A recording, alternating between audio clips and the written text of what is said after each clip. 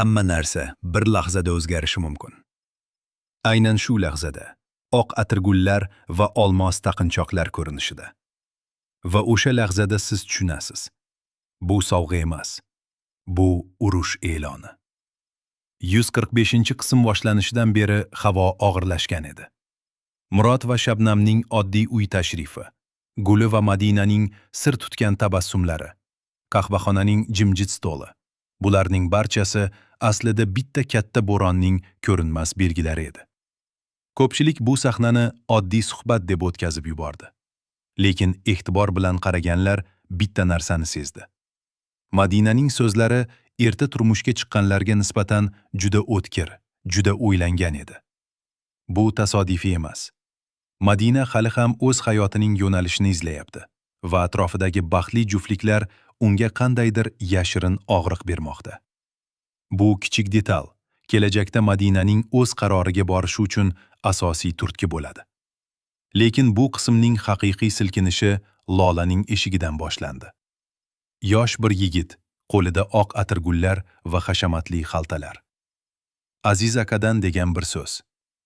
Va Lolaning yuzida shubha bilan aralashgan hayratning o'sha eng xavfli ifodasi. Chunki Lola bu sovg'alarni kutmagan edi. Lekin eng muhimi, Aziz ham kutmagan edi. Aziz boylik, kuch va nazorat ramzi. U odatda hamma narsani o'z qo'li ostida tutadi. Lekin o'sha taqinchoqlarni ko'rgan zahoti uning ichida biror narsa g'ijinladi. U tuzoqdagi bepul pishloq degan iborani tasodifan aytmadi. Bu jumlaning ortida butun bir ichki qo'rquv yashiringan edi. Men bermaganini kim berdi? Men ko'rsatmaganim narsani kim ko'rsatmoqda?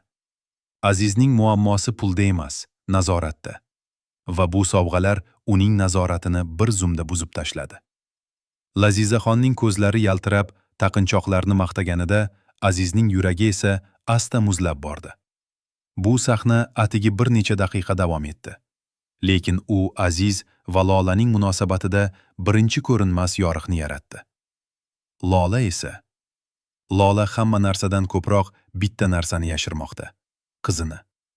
Istanbuldagi o'sha yashirin video qo'ng'iroq shunchaki sog'inch emas edi.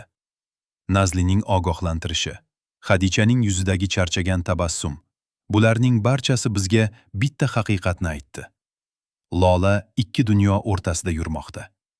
U bir tomondan Azizning muhabbatini, ikkinchi tomondan farzandini tanlamoqchi bo'lmoqda. Va bu ikki narsani bir vaqtda ushlab turish mumkin emas. Kelajakda aynan shu yashirin ikkilanish Lolaning eng katta yiqilish nuqtasiga aylanadi.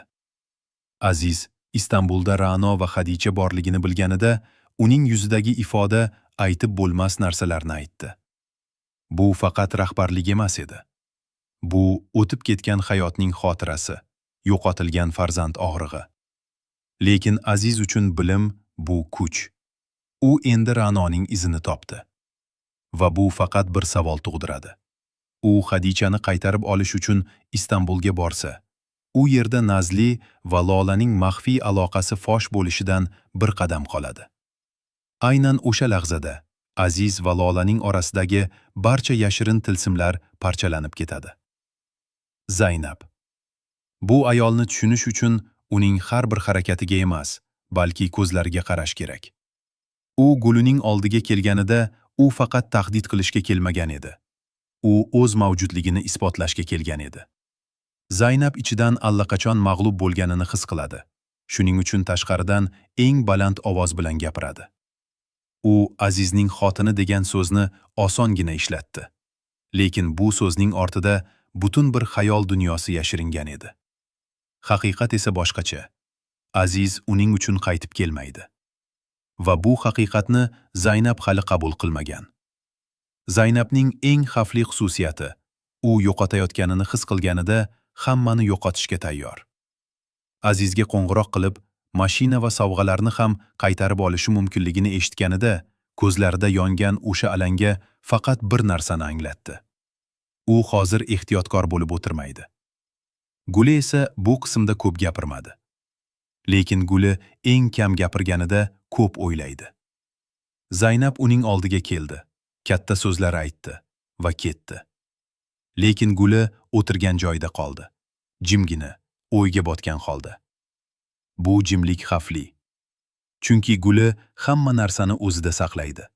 Vaqti kelganida esa eng og'ir qarorlarni eng tinch ovoz bilan aytadi. Kelajak qismlarda Guli Zaynabning bu harakatiga javoban nimadir qiladi. Va bu javob kimnidir to'liq vayron qilishi mumkin. Endi tasavvur qiling. Aziz Istanbulga boradi. Ra'noni topadi. Xadichani ko'radi. Va u yerda Nazlining ismini eshitadi. Uyga qaytib Lolaga yuzlanadi. Lolaning ko'zlarida esa birinchi marta o'sha qo'rquv alangalanadi. U endi yashira olmaydi. Va Aziz savol bermaydi. U faqat qaraydi. Chunki Aziz hamma narsani biladigan odamlarga o'xshagan. Ular so'ramaydi. Ular kutadi. Va Lola bu kutishga dosh bera olarmikin? Zaynab esa bu o'rda to'xtamaydi. U Lolaning kasalxona tarixidan tortib, oilaviy sirlargacha hamma narsani qurolga aylantirishi mumkin. U allaqachon Gulini larzaga soldi. Keyingi nishon Lazizaxon. Chunki Zaynab yaxshi biladi. Bu oilada eng kuchli qaror qabul qiluvchi ona. Va agar u Lazizaxonni o'z tomoniga og'dira olsa, Azizning yo'li yanada qiyinlashadi. Murod va Shabnam. Ular hozircha baxtli. Lekin bu drama bizga o'rgatdiki, ushbu oilalar bilan bog'liq bo'lgan har qanday baxt vaqtinchalik. Ular ham bu bo'ronning chetida turmaydi.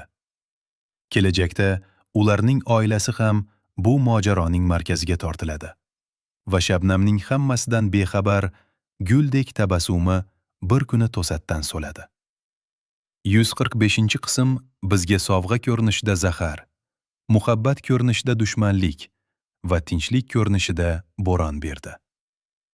Hamma narsa joyida ko'rinardi, lekin hech narsa joyida emas edi. Savol shundaki, Aziz haqiqatni birinchi bo'lib bilganida nima qiladi? U sevgi tanlaydi yo nazorat? Lola sir saqlab qolishga uringanida hayot uni ochiq maydonning o'rtasiga qo'yib qo'ysa-chi? Va Zaynab, u shunchaki gapirish bilan to'xtaydimi?